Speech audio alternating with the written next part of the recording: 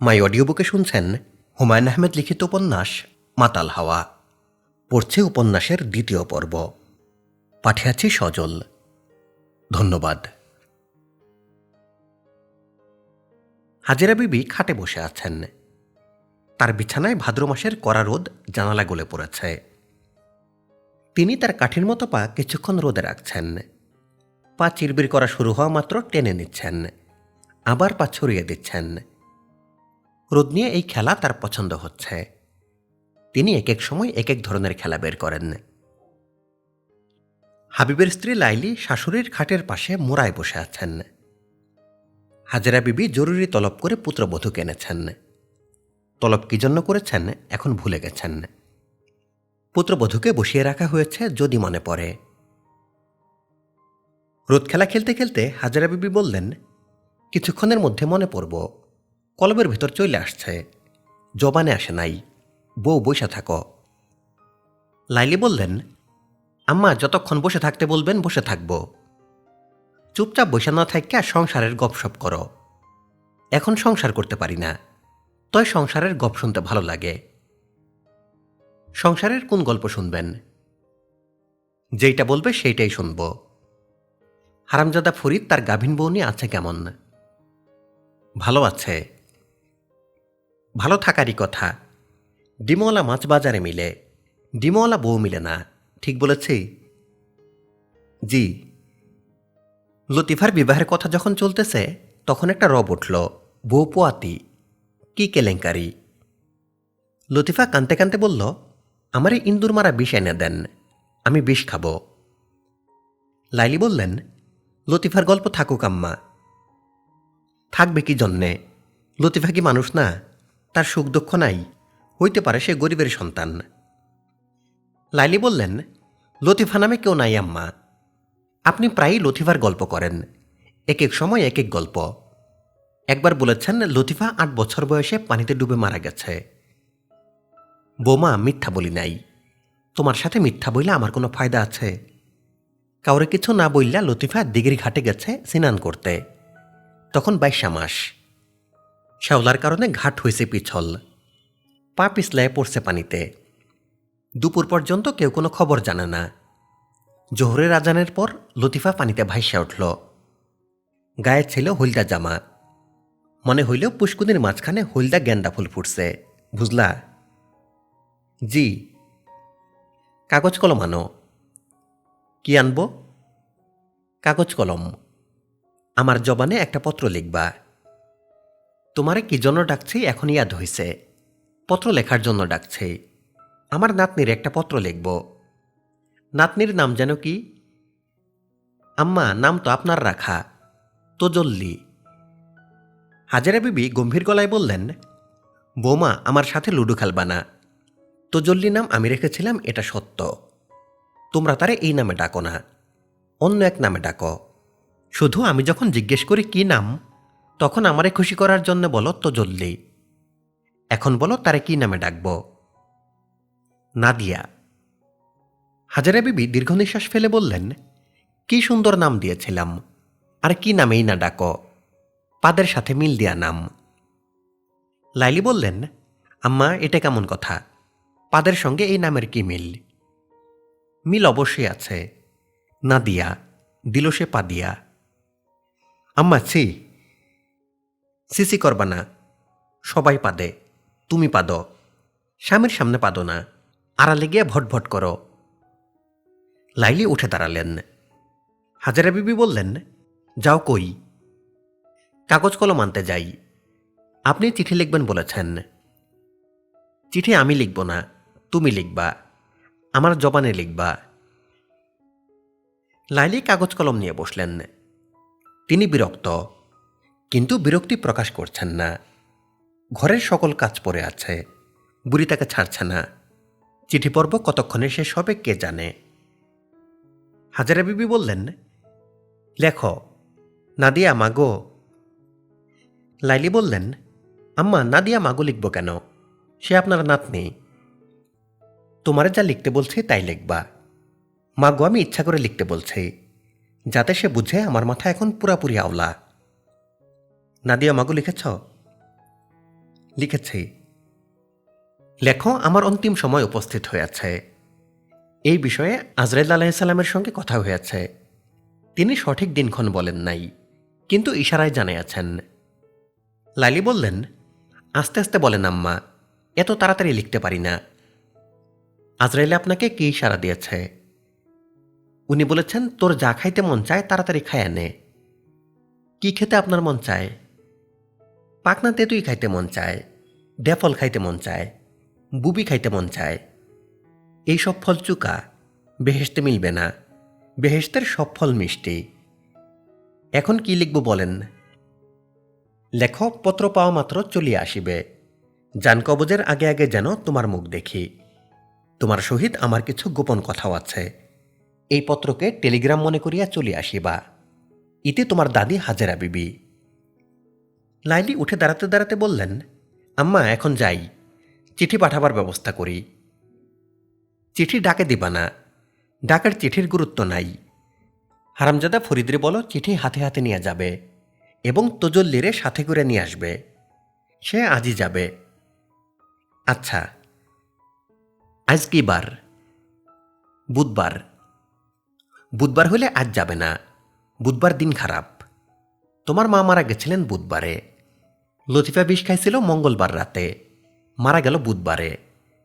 হারামজাদা ফরিদরে পাঠাইবা বৃহস্পতিবার সকালে, ঠিক আছে? জি ঠিক আছে। আম্মা আমি এখন যাই, নাকি আরো কিছু বলবেন? হাজেরা বিবি জবাব দিলেন না। তিনি রোদে পা রাখার এবং পা সরিয়ে নেওয়ার খেলা খেলছেন। ফরিদ তার ঘরে কাঠের চেয়ারে বসে আছে। চেয়ারের একটা পা ভাঙা বলে কোনো কিছুর সঙ্গে ঠেস না দিয়ে বসা যায় না। সে চেয়ারটাকে খাটের সঙ্গে ঠেস দিয়েছে। জায়গাটা ভালো পাওয়া গেছে। এখান থেকে জানালা দিয়ে অনেক দূর দেখা যায়। তার দৃষ্টিসীমায় একতলা একটা বাড়ি। এটা অতিথি ঘর, অতিথিদের থাকার ঘর। ঘরের ভেতরটা ফরিদ কোনোদিন দেখে নাই। শুনেছে সুন্দর করে সাজানো। পাশাপাশি দুটা খাট আছে, চেয়ার টেবিল আছে, মাথার উপর টানা পাখার ব্যবস্থাও আছে। বিশেষ কোনো অতিথি এলে পাংখা বুলারের ব্যবস্থা করা হয়। বাড়ির সামনে গেটের মতো আছে। গেটে ঝুমকালতা, নীলমণিলতা। নীলমণিলতায় ফুল ফুটেছে। গেট নীল হয়ে আছে। ফরিদের ধারণা, এই ফুলগুলির দিকে চেয়ে ঘন্টার পর ঘন্টা পার করে দেওয়া যায়। অতিথি ঘরে সম্প্রতি একজন অতিথি এসেছে। বয়স অল্প। ফরিদ এই অতিথির রূপ দেখে চমৎকৃত। কোনো পুরুষ মানুষ এত রূপবান হতে পারে তা ফরিদের ধারণাতেও ছিল না। ফরিদ তার স্ত্রীর সঙ্গে এই বিষয়ে কথাও বলেছে। সফুরা বলল, ওনার কোনো একটা খুঁত আছে। খুঁত ছাড়া মানুষ এত সুন্দর হয় না। মাকাল ফল এত সুন্দর, তার কারণ ফল বিষাক্ত। ফরিদ বলল, সফুরা, মানুষের সৌন্দর্য দেখবা, খুঁত দেখবা না। খুঁত দেখব না কেন? ফরিদ বলল, খুঁত দেখলে মন খারাপ হবে, এই জন্যে খুঁত দেখবা না। আমাদের চেষ্টা থাকা উচিত যেন সবসময় মন ভালো থাকে। সফুরা বলল, কেন? মানুষের মনের সঙ্গে আল্লাহ পাকের যোগাযোগ আছে। মানুষের মন খারাপ হলে ওনার খারাপ লাগে। আপনারে কে বলেছে? আমি চিন্তা করে বাইর করছি। আপনি দেখি বিরাট চিন্তার লোক। ফরিদ বলল, কাজকর্ম নাই তো, চিন্তা ছাড়া কি করব বলো? কাজকর্মের চেষ্টা করেন। ফরিদ আবার বলল, চিন্তা করাটাও একটা বড় কাজ। এখন কি নিয়ে চিন্তা করেন? নতুন যে অতিথি আসছে তার বিষয়ে চিন্তা করি। তার বিষয়ে চিন্তার কিছু নাই। উনি স্যারের দূর সম্পর্কের ভাগনা। মাথায় কি যেন দোষ হয়েছে। কবিরাজি চিকিৎসা নিতে এইখানে আসছেন। চিকিৎসায় আরাম না হলে কলিকাতায় যাবেন। তার সঙ্গে কথাবার্তা বলা নিষিদ্ধ। কথা বললে ওনার রোগ বাড়ে। এইসব তথ্য ফরিদ জানে, তবে সে সামান্য বেশি জানে, কারণ মানুষটার সঙ্গে এক রাতে তার আলাপ হয়েছে। সেই রাতে শহরে কারেন্ট ছিল না, গরম পড়েছিল অত্যধিক। পাংখাপোলার রশিদ এসে তাকে বলল, স্যারের অর্ডার হয়েছে রাতে আপনি অতিথি ঘরে যাবেন, সারা রাত পাংখা টানবেন, অতিথির সঙ্গে কোনো কথাবার্তা বলবেন না, ফরিদ বলল, উনি যদি কিছু জিজ্ঞাসা করেন চুপ করে থাকব? রশিদ বলল, সেটা আমি বলতে পারবো না, নিজ বিবেচনায় কাজ করবেন। ওনার নাম কি? আসগর। ফরিদ পাংখা টানতে গেল। আসগর বিছানায় শুয়েছিল। উঠে বসল এবং বলল, পাংখা টানতে হবে না, কেউ পাংখা টানলে আমার ঘুম হয় না। ফরিদ বলল, স্যার অর্ডার দিয়েছেন, পাংখা না টানলে উনি রাগ করবেন। রাগ করলে করবেন। আমি কি চলে যাব? হ্যাঁ, চলে যাবেন। এই বাড়িতে কি পড়ার মতো কোনো বই আছে? যে কোনো বই। আমার সময় কাটে না, বই থাকলে পড়তাম। আপার অনেক বই আছে, আলমারি ভর্তি বই, কিন্তু আপার ঘর তালা দেওয়া। উনি কোথায়? ঢাকা ইউনিভার্সিটিতে পড়েন, রোকেয়া হলে থাকেন। কি পড়েন? ফিজিক্সে অনার্স। আপনি বই পড়তে চাইলে আরেকটা বুদ্ধি আছে। কি বুদ্ধি? ময়মনসিংহ পাবলিক লাইব্রেরিতে অনেক বই আছে, তার মেম্বার হলে বই এনে পড়তে পারবেন। লাইব্রেরিতে জামানত হিসেবে কিছু টাকা জমা রাখতে হবে, 20 টাকা। মাসিক চাঁদা 1 টাকা। এত কিছু জানেন কিভাবে? আমি মেম্বার হওয়ার জন্য গিয়েছিলাম, জামানতের টাকা ছিল না বলে মেম্বার হতে পারি নাই।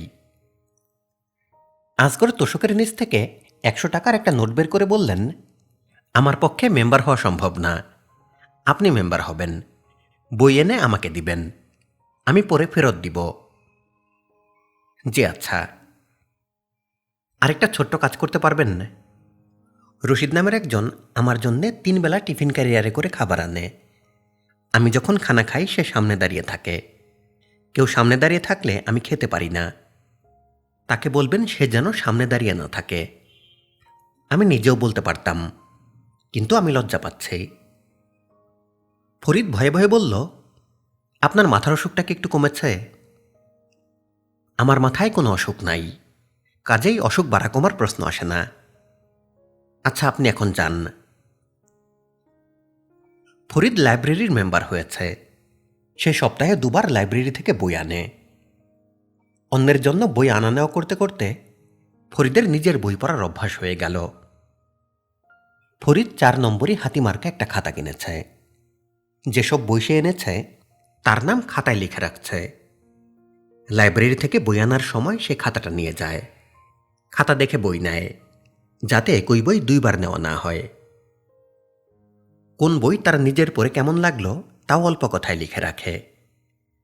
যেমন দিগ্বিজয়ী আলেকজান্ডার, মোটামুটি, ভারতবর্ষের ইতিহাস, খুবই বাজে, 2টি ফুল 1 বৃত্ত, ভালো, প্রেমের বই, জানবার কথা, জ্ঞানের বই, মোটামুটি, দস্যু বাহারাম, খুবই ভালো, প্রেত কাহিনী, অত্যধিক ভালো, ভূতের, কপালকুণ্ডলা, ভাষা খারাপ, বই খারাপ, পথের দাবি, খুবই সুন্দর। পাবলিক লাইব্রেরির লাইব্রেরিয়ানের নাম ক্ষিতীশবাবু, বয়স 60, সারাদিন চা এবং পান খান। মাঝে মাঝে সম্পূর্ণ বিপরীত 2 বস্তু একসঙ্গে খান। তার মুখের সামনে সবসময় বই ধরা আছে। তিনি ঘোষণা করেছেন, এই লাইব্রেরির সব বই পড়া যেদিন শেষ করবেন সেদিন বালের চাকরি ছেড়ে দিয়ে ধর্মকর্মে মন দিবেন। অল্প দিনের মধ্যেই ফরিদের সঙ্গে তার ভালো খাতির হয়েছে। বই লেনদেনের সময় কিছুক্ষণ গল্পগুজব করেন। ফরিদ, বলো দেখি, বই পড়লে কি হয়? জ্ঞান হয়। পারলা না। জ্ঞান এত সোজা জিনিস না, বই পড়লা জ্ঞান হয়ে গেল। বই পড়লে পাপ ক্ষয় হয়। আজে বাজে বই পড়লে ছোটখাটো পাপ ক্ষয় হয়, ভালো বই পড়লে বড় পাপ ক্ষয়। বুঝেছ? বোঝার চেষ্টা নিতেছি। গঙ্গায় ডুবলে হিন্দুর পাপ ক্ষয় হয়, এটা জানো তো? জানি। পুস্তক হলো হিন্দু মুসলমান সবেরই গঙ্গা। পুস্তকে ডুব দিলে হিন্দু মুসলমান সবের পাপ ক্ষয় হয়। মনে থাকবে? থাকবে। গঙ্গায় ডুব দিয়া পাপ ক্ষয়ের মন্ত্রটা জানো? যে না। মন্ত্রটা শোনো, আম্রচুরি জাম্রচুরি, ভাদ্র মাসে ধান্য চুরি, মন্দস্থানে রাত্রি যাপন, মদ্যপান আর কুকরা ভক্ষণ, হক্কল পাপ বিমোচন, গঙ্গা গঙ্গা। এখন যাও, বই নিয়ে বিদায় হও। তোমার সঙ্গে কথা বলার কারণে বই পড়া বন্ধ, আমার পাপ কাটাও বন্ধ। বিদায়। ফরিদ বলল, আমার খুব শখ আপনার একবেলা খাওয়াই। শখ হইলে খাওয়াবা, মুসলমানের বাড়িতে খাইতে আমার সমস্যা নাই। নিজের যেদিন রোজগার হবে তখন খাওয়াবো, এখন আমি পরের বাড়িতে আশ্রিত। ক্ষিতীশবাবু বইয়ের পাতা উল্টাতে উল্টাতে বললেন, আশ্রিত অবস্থার পরিবর্তন করো। আশ্রিত মানুষের অন্য 20টা বোধ। 20টা বুঝো তো? বুঝি। 20টা আর কত খাইবা? খাদ্য খাও। খুব শিগগিরই একটা ব্যবস্থা হবে স্যার। ফরিদ ক্ষিতীশবাবুর পায়ের ধুলা নিয়ে বের হয়ে এলো। এই কাজটি সে সব সময় করে। বিদায়ের সময় ক্ষিতীশবাবুর পায়ের ধুলা নেয়। হাবিব খেতে বসেছেন। পাটি পেতে খেতে বসা।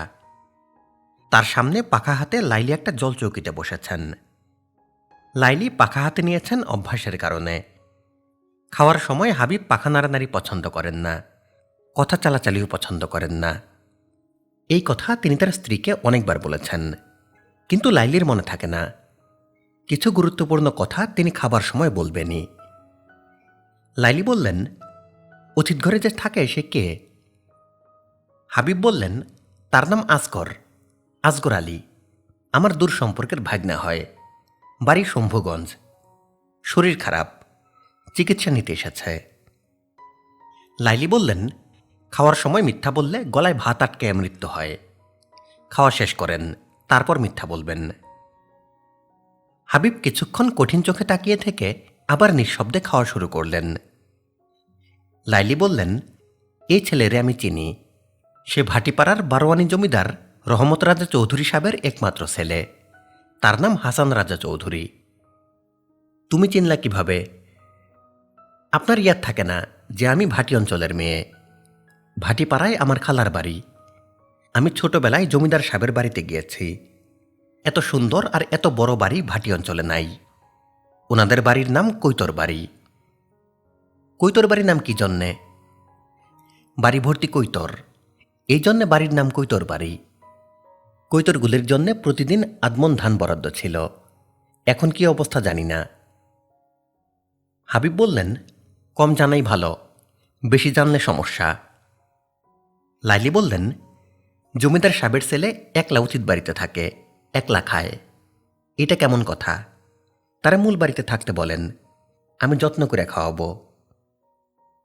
হাবিব বললেন, পরিস্থিতির কারণে মাঝে মধ্যে হাতি ইঁদুর হয়ে যায়। এই ছেলে এখন ইঁদুর। এর বেশি আমার কিছু জিজ্ঞাসা করবা না। আম্মা নাদিয়াকে আনার জন্য লোক পাঠাতে বলেছেন।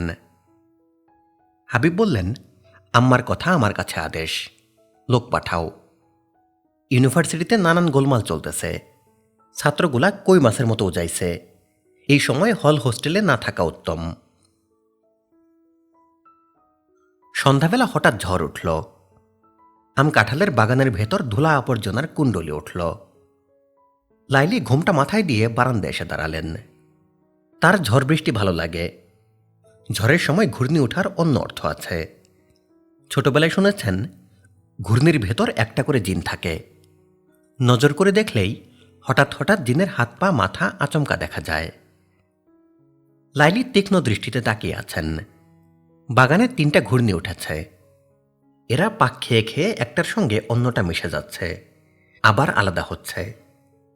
বৃষ্টি শুরু হলে জিনরা কেউ থাকবে না। এরা বৃষ্টি পছন্দ করে না। বৃষ্টি শুরু হয়েছে।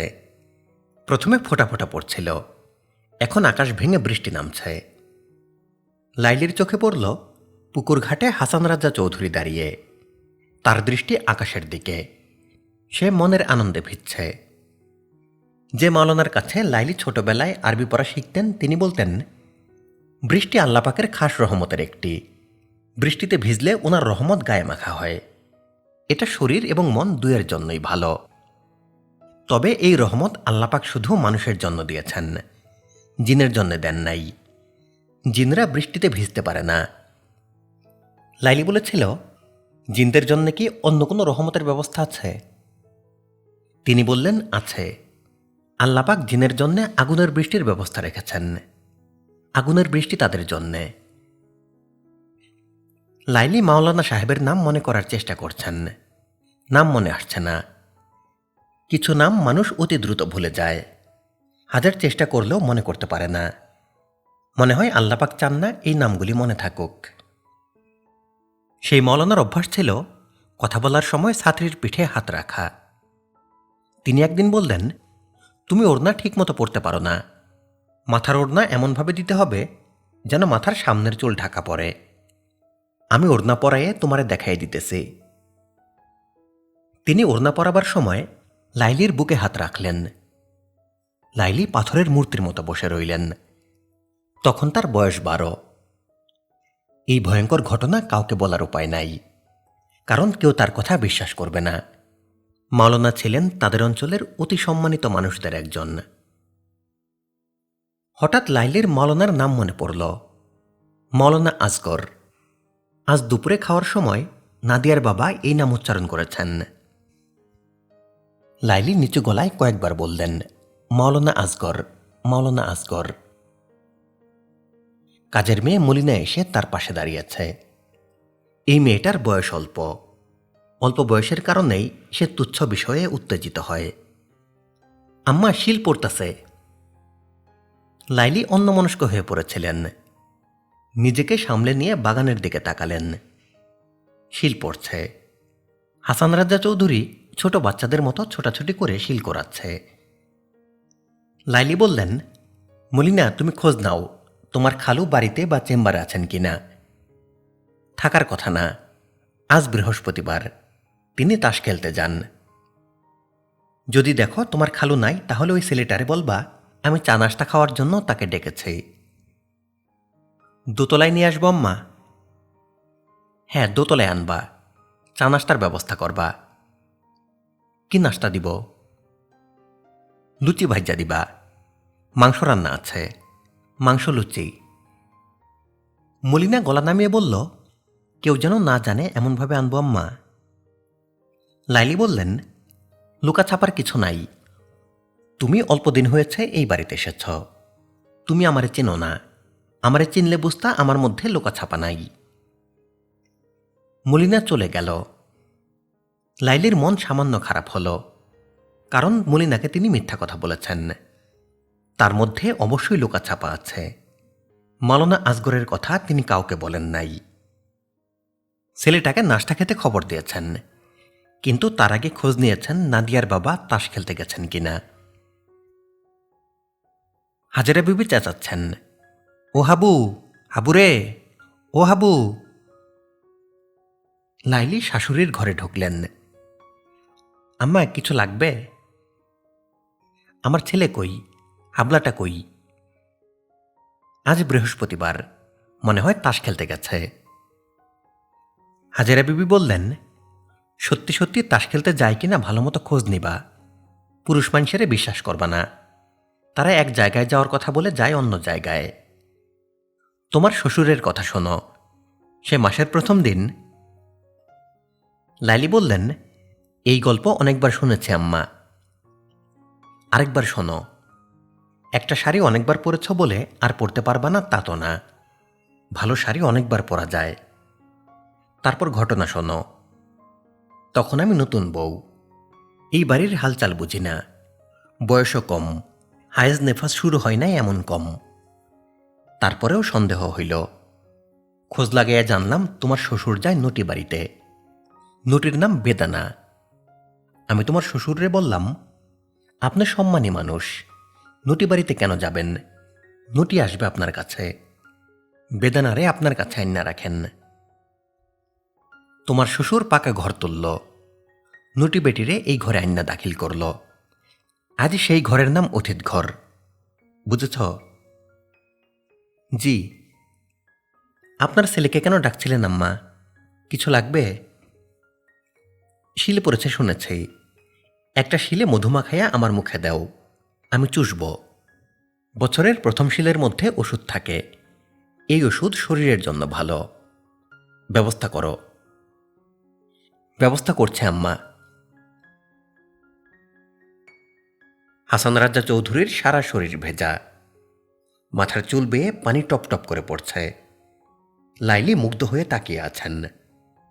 সে যে এত রূপবান তা তার কল্পনাতেও আসেনি। লাইলি বললেন, বাবা কেমন আছো? ভালো। আমি ছোটবেলায় বেশ কয়েকবার তোমাদের বাড়িতে গিয়েছি। বাড়ির নাম কৈতর বাড়ি না? জি। কৈতরগুলি কি এখনো আছে? জি। শুনেছিলাম তোমার মায়ের মৃত্যুর 2 দিন আগে সব কৈতর চলে গিয়েছিল। এটা কি সত্যি? জি। কতদিন পর ফিরে আসে? মার কুলখানির দিন। শুনেছি তোমার অসুখ, চিকিৎসা চলছে। কি অসুখ? আমার কোনো অসুখ নাই, এই বাড়িতে আমি পালিয়ে আছি। মলিনা থালা ভর্তি ফুলকো লুচি এবং গরুর মাংস নিয়ে ঢুকেছে। লাইলি বললেন, বাবা খাও। হাসান খেতে শুরু করেছে, আগ্রহ নিয়ে খাচ্ছে। লাইলি ইশারায় মলিনাকে চলে যেতে বললেন। মলিনা পুরোপুরি চলে গেল না, দরজার বাইরে দাঁড়িয়ে কান পেতে রাখল। লাইলি বললেন, এখন থেকে তুমি এই ঘরে বসে খাবে, আমি সামনে থাকব। হাসান বলল, আমার একা খেতে ভালো লাগে। মা মারা যাওয়ার পর একা খাওয়া অভ্যাস হয়ে গেছে। লাইলি বললেন, অভ্যাসটা বদলানো দরকার। একদিন বিবাহ করবে, তোমার স্ত্রী চাইবে সামনে বসে তোমাকে খাওয়াতে। আমি বিবাহ করব না। তাহলে অবশ্যই ভিন্ন কথা। তুমি কেন এ বাড়িতে পালিয়ে আছো? হাসান বলল, আমি একটা খুন করেছি, এই জন্যে পালিয়ে আছি। লাইলি তাকিয়ে আছেন। হাসান মাথা নিচু করে তাকিয়ে আছে। দরজার বাইরে দাঁড়িয়ে মলিনা ছটফট করছে, কারণ সে লাইলির প্রতিটি কথা স্পষ্ট শুনতে পাচ্ছে, কিন্তু তার প্রশ্নের উত্তরে ওই মানুষটা কে জবাব দিয়েছে তা শুনতে পারে নাই। প্রণব খবরের কাগজ হাতে নিয়ে বিছানায় শুয়েছেন। তিনি খবরের কাগজ পড়েন হাতে লাল নীল পেন্সিল নিয়ে। যেসব খবর পড়ে তার শান্তি লাগে সেখানে নীল দাগ দেন, অশান্তির খবরগুলিতে লাল দাগ। লাল এবং নীল দাগ সমান সমান হলে তার বড়ই আনন্দ লাগে। মাঝে মাঝে তিনি বিভ্রান্ত বোধ করেন, লাল দাগ না নীল দাগ দিবেন বুঝতে পারেন না। আজও একটা বিভ্রান্তি দেখা দিল। 41 জন বুদ্ধিজীবীর বিবৃতি ইত্তেফাকে ছাপা হয়েছে। বিবৃতিতে বলা হচ্ছে, আমরা সংবাদপত্র মারফত জানিয়ে বিস্মিত হইলাম যে ঢাকা বিশ্ববিদ্যালয়ের একাডেমিক কাউন্সিল বাংলা বর্ণমালা, লিখন রীতি এবং বানান পদ্ধতির পরিবর্তন সাধনে তৎপর হইয়াছেন। ঢাকা বিশ্ববিদ্যালয় কর্তৃপক্ষ বাংলা ভাষার এইরূপ পরিবর্তন সাধনে একতরফাভাবে কেন উদ্যোগী হয়েছেন তাহা জানি না। প্রণবের মনে হল, বাংলা ভাষা রক্ষার ব্যবস্থা হচ্ছে, এটা ভালো কথা, নীল দাগ দেওয়া উচিত। আবার বিবৃতির কারণে দেশ আন্দোলনের দিকে যাবে। যে কোনো আন্দোলনের এক পর্যায়ে হিন্দু মুসলমান দাঙ্গা, কাজেই লাল দাগ। আওয়ামী লীগ শেখ মুজিবের মুক্তির আন্দোলনে যাচ্ছে, এটাও লাল দাগ, কারণ ফলাফল হিন্দু মুসলমান দাঙ্গা। নীল দাগ দেওয়ার মতো একটা খবর পাওয়া গেল, বোয়াল মাছের পেটে 4 ভরি স্বর্ণের হার। বোয়াল মাছ ধরা পড়েছে হাকালুকি হাওরে, তার পেট কেটে 4 ভরি ওজনের হার পেয়েছে জেলে মমতাজ মিয়া। সে বাজারে মাছ বিক্রি করতে নিয়ে গিয়েছিল। খদ্দের না জোটায় মন খারাপ করে মাছ বাড়িতে নিয়ে যায়। মাছ কাটার পর হতদরিদ্র মমতাজ মিয়ার পরিবারে আনন্দের বন্যা বয়ে যায়। পত্রিকায় মমতাজ মিয়ার একটা ছবি ছাপা হয়েছে। সে গোমরা মুখে একটা হার ধরে আছে। ছবি দেখে মনে হচ্ছে পেটে হার পেয়ে সে মহাবিরক্ত। নাদিয়াকে ময়মনসিংহ নিয়ে যেতে রশিদ এসেছে। নাদিয়া বলল, আমি একা আসা যাওয়া করতে পারি, কেন আমাকে নিতে আসেন? রশিদ জবাব দিল না, মাথা নিচু করে দাঁড়িয়ে রইল। প্রশ্ন করলেই উত্তরে কিছু বলা রশিদের স্বভাবে নেই। নাদিয়া বলল, আপনি ভালো সময় এসেছেন, ইউনিভার্সিটি 7 দিনের ছুটি হয়েছে, আইয়ুব খান আসছেন, এই জন্যে ছুটি। আমরা ছাত্ররা ঝামেলা করে ফেলতে পারি, এটাই সরকারের ভয়। রশিদ বলল, আম্মা কখন রওনা দিবেন? ট্রেন কখন? আমি স্যারের গাড়ি নিয়ে আসছি আম্মা, আপনি যখন রওনা দিতে চান তখন রওনা দিব। দুপুরের আগে রওনা দেওয়া ভালো, সন্ধ্যায় সন্ধ্যায় পৌঁছাবো। আমি গাড়িতে যাব না, ট্রেনে যাব, এবং একা যাব। আজ না, আগামীকাল। রোমান হলিডে নামে একটা ছবি এসেছে। হলের অনেক মেয়ে ছবি দেখে কেঁদে বুক ভাসিয়েছে। আমি এখনও কাঁদতে পারিনি। রশিদ বলল, আম্মা, আপনারা না নিয়ে গেলে স্যার আমারে খুন করবে। বাবা আয়ুব খানের মতো নানান প্যাচ খেলবে, খুন করবে না। আপনি গাড়ি নিয়ে ফেরত যান। আমি 1 থেকে 3 গুনব, আপনি এর মধ্যে বিদায় হবেন। 1, 2, 3। ছুটি 7 দিনের। নাদিয়া জানে খুব কম করে হলেও তাকে 10 দিন থাকতে হবে। দাদি ছাড়বে না। ঢাকায় আসার জন্য সে তৈরি হয়ে দাদিকে সালাম করতে যাবে। দাদি বলবেন, খারাপ খোয়াব দেখেছে, খুবই খারাপ খোয়াব, আজ যাওয়া বন। পরের দিন দাদি বলবেন, আজ না শনিবার, শনিবারের যাত্রা, তোর মাথাটা কি খারাপ হয়েছে? তার পরের দিন দাদি অসুস্থ হয়ে পড়বেন। তার হাঁপানির টান উঠবে। অসুখ সত্যি না মিথ্যা কেউ ধরতে পারবে না। 10 দিন মাথায় রেখে নাদিয়া বাড়ি যাওয়ার প্রস্তুতি নিচ্ছে। সে ঠিক করেছে পাঠ্য বই একটাও নিবে না। ছুটিতে গেলে কখনোই পড়া হয় না, শুধু শুধু বাক্স ভর্তি বই নিয়ে যাওয়া। গল্পের বই কিছু নিয়ে যেতে হবে। দিঘির ঘাটে বসে বই পড়ার আনন্দ তুলনাবিহীন। মার জন্যে কচি কলাপাতা রঙের শাড়ি কিনতে হবে। এই রঙের শাড়ি মার অসম্ভব পছন্দ। অনেকগুলি সবুজ শাড়ি তার আছে। মজার ব্যাপার হলো, নাদিয়া তাকে কখনো সবুজ শাড়ি পরতে দেখে না। কোনো ঘটনা নিশ্চয় আছে। মাকে জিজ্ঞেস করতে হবে কি ঘটনা। নাদিয়া নিউ মার্কেট থেকে 3টা বই কিনল। ম্যাক্সিম গোর্কির আমার ছেলেবেলা এবং পৃথিবীর পাঠশালা। বেনিয়ত নামের এক লেখকের বই কিনল, নাম স্নেক ইনসাইড দ্য অ্যাপল। এই বইটা কিনল কভার দেখে। টুকটুকে লাল আপেলের ভেতর কুণ্ডুলি পাকিয়ে আছে সাপ। আপেলটা ঠিক যতটা সুন্দর, সাপটা ততটাই ভয়ঙ্কর। নিউ মার্কেট থেকে সে গেল বলাকা সিনেমা হলে। রোমান হলিডে ছবির ম্যাটিনি শোর 2টা টিকিট কাটল। একটা তার জন্যে, আরেকটা বিদ্যুৎ স্যারের জন্যে। স্যারকে সে বলবে না যে পাশাপাশি 2টা টিকিট কেটেছে। স্যারকে সে আপেলের বইটা দেবে, বইয়ের ভেতর টিকিটটা থাকবে। তিনি যদি সত্যি ছবি দেখতে আসেন, তাহলে দেখবেন যে পাশের সিটে নাদিয়া বসে আছে। তিনি অবশ্যই চমকে উঠবেন। নাদিয়া ঘড়ি দেখল, 11:10। ছবি শুরু হবে 3টায়। হাতে এখনও অনেক সময়। বিদ্যুৎকান্তি তার ঘরে বসে স্লাইড রুল দিয়ে জটিল হিসাব করছিলেন। নাদিয়া উকি দিয়ে বলল, স্যার আসব? এসো।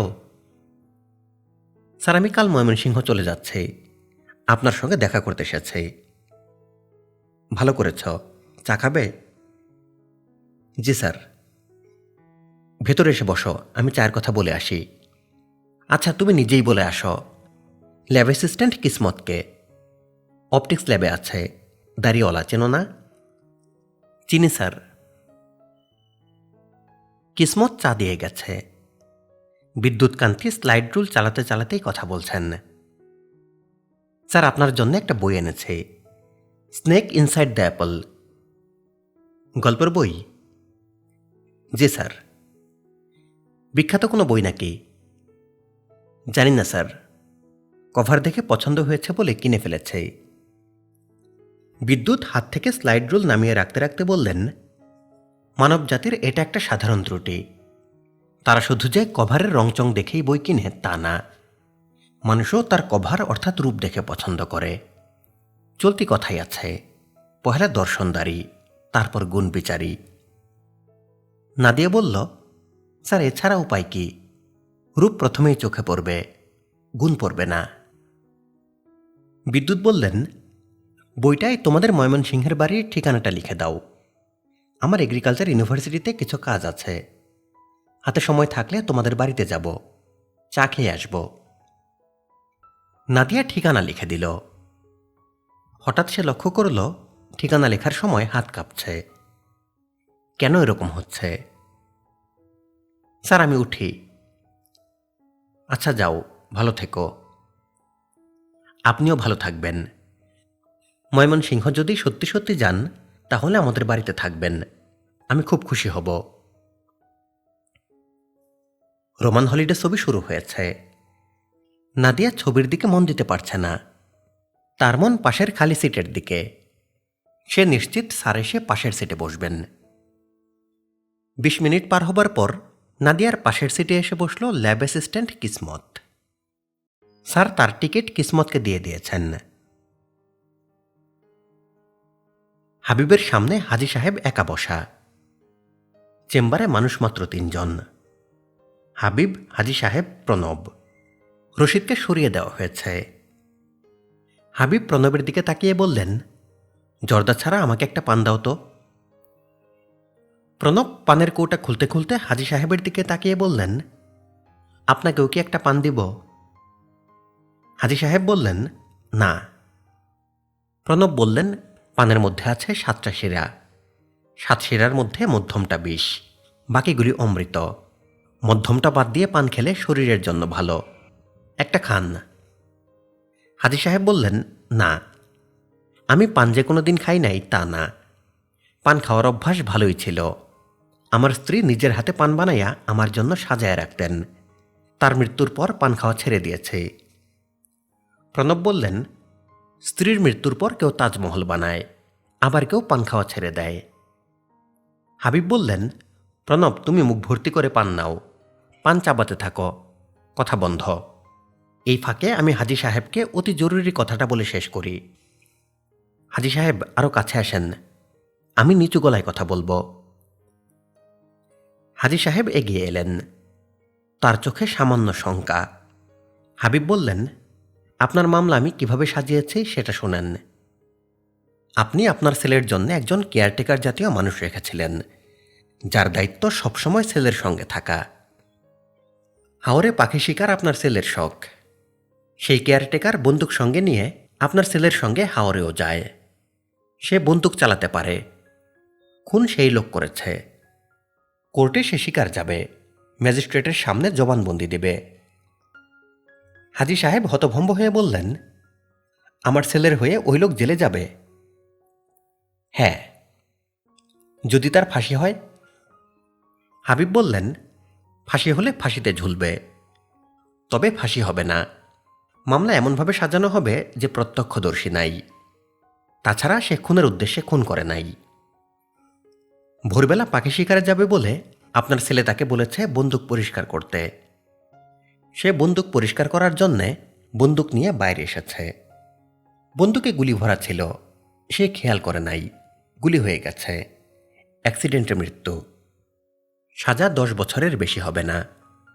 জেলখানায় 9 মাসে বছর, 8 বছরের মাথায় বের হয়ে আসবে।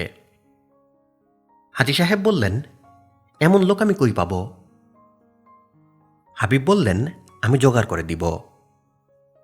আপনি কই পাবেন? এই ধরনের কাজের জন্যে কিছু লোকজন আমি পুষি। পোষা একজনকে দিব, তার নাম ফরিদ। সে আপনার ছেলের হয়ে সাজা ভোগ করে আসবে। আপনি 2 লাখ টাকার জোগাড় দেখেন। আমি রাখব 1.5, ফরিদকে দেব 50,000।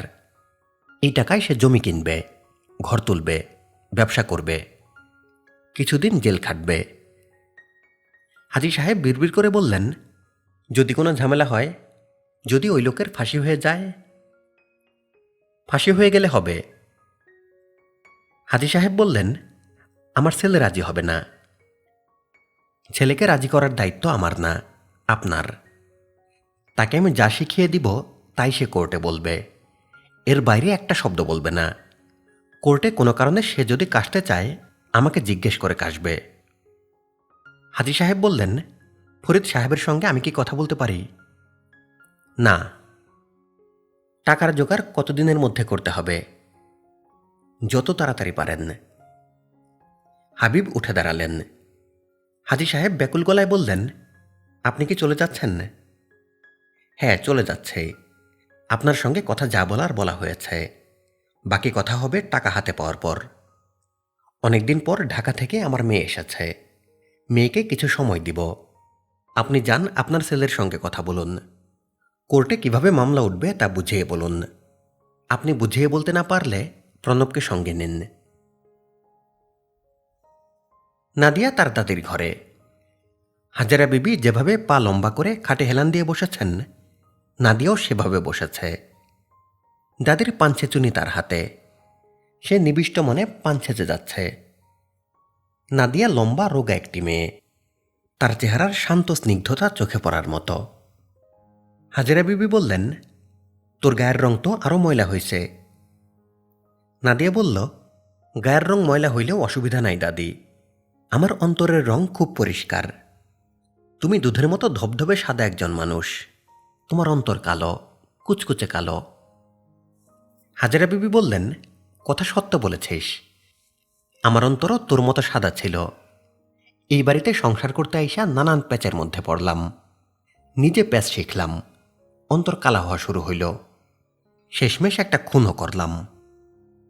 নাদিয়া অবাক হয়ে বলল, খুন করেছ মানে? কাকে খুন করেছ? নিজের হাতে করি নাই, অন্যরে দিয়ে করাইছি। কাকে খুন করেছ সেটা বলো। হাজেরা বিবি নির্বিকার গলায় বললেন, বেদানা নামের একটা নটি বেটি এই বাড়িতে থাকত, তার কন্যা হয়েছিল। ধাইরে বললাম কন্যার মুখে লবণ দিয়ে দিতে, ধাই তাই করছে, 1 চামচ লবণে কারবার শেষ। নাদিয়া বলল, দাদি তুমি কি সত্যি কথা বলছ? হাজেরা বিবি বললেন, তুই পাগল হয়েছস? আমি কি পিশাচ? বেদেনা মাগি মরা সন্তান প্রসব করেছে, 3 বার মরা সন্তানের জন্ম দিয়া তার মাথা হয়েছে খারাপ। নাদিয়া বলল, দাদি আমার গা ছুঁয়ে বলো, লবণ বিষয়ে যা বলেছ সব মিথ্যা। হাজেরা বিবি বললেন, অবশ্যই মিথ্যা, লতিফা সাক্ষী, তারা জিজ্ঞাসা কর, সে বলবে। দে পান দে। নাদিয়া দাদির হাতে পান দিল। লাইলি ঘরে ঢুকে বললেন, তো জল্লি, তোমার বাবা তোমাকে ডাকে। লাইলির শাশুড়ির সামনে নামের বিষয়ে কখনো ভুল করেন না, আজও করলেন না।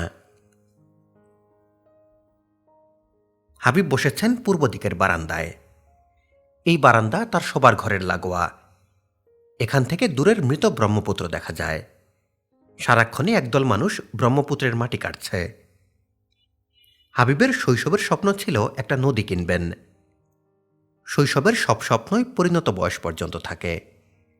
এখনো হাবিবের মনের এক গোপন স্থানে নদী কেনার বিষয়টা আছে। বারান্দায় বসলে কিছুক্ষণের জন্য হলেও মনে হয় ব্রহ্মপুত্র নদীটা তার কেনা, যারা মাটি কাটছে তারা অনুমতি না নিয়েই কাটছে। বাবা কেমন আছ? নাদিয়া আয়োজন করে বসে বাবাকে কদমবুচি করল। হাবিব মেয়ের মাথায় হাত রেখে উঁচু গলায় বললেন, হাসবুনুল্লাহ নিয়ামুল ওয়াকিল ও নিয়ামুল মাওলা ও নিয়ামুন নাসির। নাদিয়া বলল, প্রশ্নের জবাব দিলেন না তো বাবা, কেমন আছ? ভালো আছি মা। তোমার বুকের ব্যথাটা কি আরও হয়েছে? হয় মাঝে মাঝে। ডাক্তার কি বলে? ডাক্তার কিছু বলে না, প্রেশার টেশার মেপে চলে যায়। নাদিয়া বলল, ভিজিট নিশ্চয় নেয় না? হাবিব বললেন, নেয় না, নিজেদের ডাক্তার। নাদিয়া বলল, নিজেদের ডাক্তার দিয়ে চিকিৎসা হয় না বাবা, অন্যদের ডাক্তার দিয়ে চিকিৎসা করাতে হয়। তোর ইউনিভার্সিটির খবর কি? আন্দোলন চলছে, রোজই মিটিং মিছিল, এক দলকে আরেক দল ধাওয়া করছে। হাবিব বিরক্ত গলায় বললেন, এরা চায় কি? জানি না বাবা। না জানাই ভালো। ছাত্ররা চায় নৈরাজ্য, আর কিছু না। তাদের উস্কে দেওয়ার লোক আছে, মাওলানা ভাসানী। আজগবি সব বিষয় নিয়ে আন্দোলনের ডাক, ভোকা মিছিল, অনশন। পারলে সে একাই কোদাল দিয়ে কুপিয়ে দেশটাকে বঙ্গোপসাগরে ফেলে দিয়ে আসে। তার চেলাটা বসে আছে জেলে, ফাঁসিতে ঝোলার অপেক্ষায়।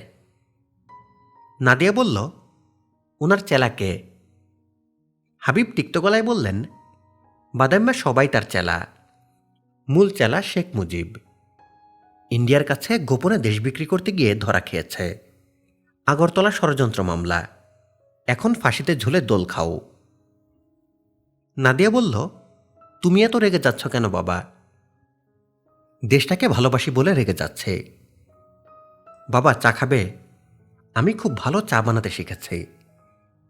একটা কেরোসিনের চুলা কিনেছি, রুমে লুকানো আছে। হাউস টিউটররা যখন রাতের রোল কল শেষ করে চলে যান তখন চা বানাই। হাবিব বললেন, অনুমতি নাই এ ধরনের কাজ করা ঠিক না। এক সময় ঘরে আগুন টাগুন লাগাবি, কেলেঙ্কারি হবে। নাদিয়া হাসি মুখে বলল, একদিন আগুন লেগেছিল বাবা, বিছানার চাদরে আগুন ধরে গিয়েছিল, হাতের কাছে পানি ভর্তি জগ থাকায় রক্ষা। নাদিয়া 4 কাপ চা বানিয়েছে। 1 কাপ চা সে তার দাদিকে দিয়ে এসেছে, 1 কাপ তার মাকে, বাকি 2 কাপ নিয়ে সে তার বাবার সঙ্গে বসেছে। হাজেরা বিবি চায়ে চুমুক দিয়েই বললেন, নাতনি কি চা বানাইছে, চায়ের মধ্যে পাদের গন্ধ। লাইলি দুঃখিত গলায় বললেন, চা ভালো না লাগলে ফেলে দেন, আজে বাজে কথা কেন বলেন, তোজল্লি শুনলে মনে কষ্ট পাবে, নিজে আগ্রহ করে চা বানিয়েছে। হাজেরা বিবি বললেন, পাত দিয়া চা কেমনে বানাইছে এটি আমার জিজ্ঞাসা। লাইলি হতাশ গলায় বললেন, চা খাওয়ার দরকার নাই মা, ফেলে দিন, নোংরা কথাগুলি বলবেন না। চায়ে তোজল্লি সামান্য ওভালটিন দিয়েছে, আপনি ওভালটিনের গন্ধ পাচ্ছেন, আপনি চায়ের কাপটা দিন, আমি ফেলে দেই। ফেলবা কেন, খাইতে তো চমৎকার হইছে। নাদিয়া তার বাবাকে বলল, চা খেতে কেমন হয়েছে বাবা? হাবিব বললেন, ভালো হয়েছে, আমি রোজ সন্ধ্যায় তোমাকে 1 কাপ চা বানিয়ে খাওয়াবো। আচ্ছা। ম্যাজিক দেখবে বাবা? তুই ম্যাজিক জানিস নাকি? অল্প কয়েকটা জানি। আমার ডান হাতে কি আছে দেখো তো, একটা কয়েন না? এই কয়েনটা আমি ডান হাত থেকে বাম হাতে নিয়ে গেলাম, ঠিক কিনা বলো? ঠিক। নাদিয়া বা হাত খুলে দেখালো, হাত শূন্য। হাবিব বিস্মিত হয়ে বললেন, কিভাবে করলি? নাদিয়া বলল, পামিং করে করেছে। কয়েনটা সবসময় আমার ডান হাতেই ছিল, তোমার মনে হয়েছে আমি বাম হাতে চালান করেছি, আসলে তা না। একে বলে পামিং, হাতের তালুতে কোনো কিছু লুকিয়ে রাখার বিদ্যা। এখন আমি দিনরাত পামিং প্র্যাকটিস করি। পড়াশোনা বাদ দিয়ে পামিং? নাদিয়া বলল, আমি পড়াশোনার বিষয়ে খুব সিরিয়াস বাবা, পামিং প্র্যাকটিস করি পড়াশোনার ফাঁকে ফাঁকে। হাবিব বললেন, হঠাৎ এইসব ধরলি কেন? নাদিয়া বলল, ম্যাজিকে হঠাৎ উৎসাহ কেন হয়েছে তোমাকে বলি। ক্লাসে গিয়েছে, বিদ্যুৎ স্যারের ক্লাস, বিদ্যুৎ কান্তি দে, উনি মধ্যাকর্ষণ সূত্র পড়াবেন। স্যার ক্লাসে ঢুকলেন হোমিওপ্যাথির ওষুধ রাখে এরকম ছোট্ট একটা শিশি নিয়ে। শিশিটা তিনি টেবিলে রাখলেন এবং বললেন, প্রিয় শিষ্যরা, এই বোতলটা কি আপনা আপনি শূন্যে ভাসবে? আমরা সবাই বললাম, না। তিনি বললেন, কেন আপনা আপনি শূন্যে ভাসবে না? আমরা বললাম, মধ্যাকর্ষণ বলের জন্যে শূন্যে ভাসবে না, পৃথিবী তাকে নিজের দিকে টেনে ধরে রাখবে। স্যার তখন বোতলের দুহাত উপরে ব্ল্যাকবোর্ডের ডাস্টার ধরলেন। আমরা অবাক হয়ে দেখি বোতলটা টেবিল ছেড়ে শূন্যে ভেসে উঠল। স্যার বললেন, প্রিয় শিষ্যকুল, যা দেখছ তাতে বিভ্রান্ত হয়েও না, এটা একটা সাধারণ ম্যাজিক, কারোরই ক্ষমতা নেই মধ্যাকর্ষণ বল অগ্রাহ্য করার। স্যার বললেন, তোমরা কি এই ম্যাজিক দেখে খুশি হয়েছ? আমরা সবাই একসঙ্গে বললাম, জি স্যার। তিনি বললেন, পৃথিবীর সবচেয়ে বড় ম্যাজিক হচ্ছে সায়েন্স, আমরা সেই ম্যাজিকে এখন ঢুকব। সায়েন্সের ম্যাজিক আমরা যতই জানব ততই আমরা অবাক হব, বিস্মিত হব, মুগ্ধ হব। এখন প্রিয় শিষ্যকুল হাততালি দাও, আমি বক্তৃতা শুরু করি। আমরা হাততালি দিলাম। স্যার বললেন, মহাকর্ষ বল যিনি প্রথম টের পেয়েছিলেন সেই মহাবিজ্ঞানী স্যার আইজ্যাক নিউটনের প্রতি সম্মান দেখানোর জন্যে 1 মিনিট স্ট্যান্ডিং ওভেশন দিলে কেমন হয়? আমরা সবাই উঠে দাঁড়ালাম। তারপর স্যার বক্তৃতা শুরু করলেন। আমরা মন্ত্রমুগ্ধ হয়ে শুনলাম। তোরে স্যার ছাত্রছাত্রীদের শিষ্য ডাকেন? প্রাচীন গ্রিসের শিক্ষকরা তাদের ছাত্রদের শিষ্য ডাকতেন, তিনিও তাই করেন। তোরে স্যার বিজলি না বিদ্যুৎ? বিদ্যুৎ। বিদ্যুৎ কান্তি দে। তিনি তোকে ম্যাজিক শেখান, তিনি কি তোর ম্যাজিকের শিক্ষক? আমি একদিন স্যারের কাছে গিয়েছিলাম বোতল কিভাবে শূন্যে ভাসে তা শেখার জন্যে। তখন স্যার পামিংয়ের কৌশল শিখিয়েছিলেন। হাবিব গম্ভীর গলায় বললেন, তুই কি একাই তার কাছে ম্যাজিক শিখিস, নাকি সব শিষ্যদেরই তিনি ম্যাজিক শেখান? নাদিয়া বলল, বাবা তুমি কি কোনো কারণে স্যারকে অপছন্দ করছ? হাবিব বললেন, পছন্দ অপছন্দের বিষয় না, একজন ফিজিক্সের শিক্ষক ছাত্রদের ফিজিক্স শেখাবেন, ম্যাজিক না। নাদিয়া বলল, আইনস্টাইন ছিলেন ফিজিক্সের গ্র্যান্ড মাস্টার, তিনি বেহালা বাজাতেন। এই প্রসঙ্গটা থাক। নাদিয়া বলল, একদিন বিদ্যুৎ স্যার ক্লাসে কী করেছিলেন সেই গল্পটা করি বাবা, তুমি খুব মজা পাবে। তোর স্যারের প্রসঙ্গ নিয়ে একদিনে অনেক আলাপ হয়ে গেছে, আজ আর না। নাদিয়া বলল, স্যারের একটা কথা তোমাকে বলতেই হবে, তিনি একটা বিষয়ে তোমার সাহায্য চান। হাবিব বিস্মিত হয়ে বললেন, আমার সাহায্য? ঠিক তোমার সাহায্য না, মোনায়েম চাচার সাহায্য। স্যার কমনওয়েলথ স্কলারশিপ পেয়েছেন, উনি হিন্দু তো, শেষ মুহূর্তে তাকে বাদ দেওয়া হবে। মোনায়েম চাচাকে তুমি বলে দিলেই স্যারের সমস্যার সমাধান হবে। হাবিব বললেন, কোনো হিন্দুকে স্কলারশিপ দিয়ে বাইরে পাঠানোর বিষয়ে আমার মত নেই, কারণ তারা পিএইচডি শেষ করে কখনো পাকিস্তানে ফেরে না, হয় ওই দেশেই থেকে যায় কিংবা ইন্ডিয়া চলে যায়। নাদিয়া বলল, বিদ্যুৎ স্যার সেরকম মানুষ না। তুই তার সঙ্গে কতটুকু মিশেছিস যে বলে ফেললি তিনি সেরকম মানুষ না? সারা জীবন পাশাপাশি থেকেও একজন মানুষ অন্য একজনকে বুঝতে পারে না। তোর মা কি আমাকে বুঝতে পারে? পারে না, আমিও তাকে বুঝতে পারি না। নাদিয়া কিছুক্ষণ চুপচাপ থেকে নিচু গলায় বলল, বাবা তুমি স্যারের কাজটা করে দেবে? হাবিব দীর্ঘ সময় মেয়ের মুখের দিকে তাকিয়ে রইলেন। নাদিয়া মাথা নিচু করে আছে, তার চোখ ছলছল করছে। হাবিব বললেন, তোর স্যারের কাজটা আমি করে দেব। থ্যাংক ইউ বাবা। তোর চোখে পানি কেন? তুমি স্যারের কাজটা করে দেবে না এই ভেবে দুঃখে আমার চোখে পানি এসেছে। এত দুঃখ পাওয়ার কি আছে? নাদিয়া জবাব দিল না। হাবিব বললেন, আমি আরেক কাপ চা খাবো, যা চা বানিয়ে আন। হাজেরা বিবি ডাকছেন, হাবু, হাবু, হাবু রে, ও হাবু। হাবিব বিরক্ত মুখে উঠে গেলেন, মার ঘরে ঢুকলেন। হাজেরা বিবি পাশে বসার জন্য ইশারা করলেন, তিনি বসলেন না।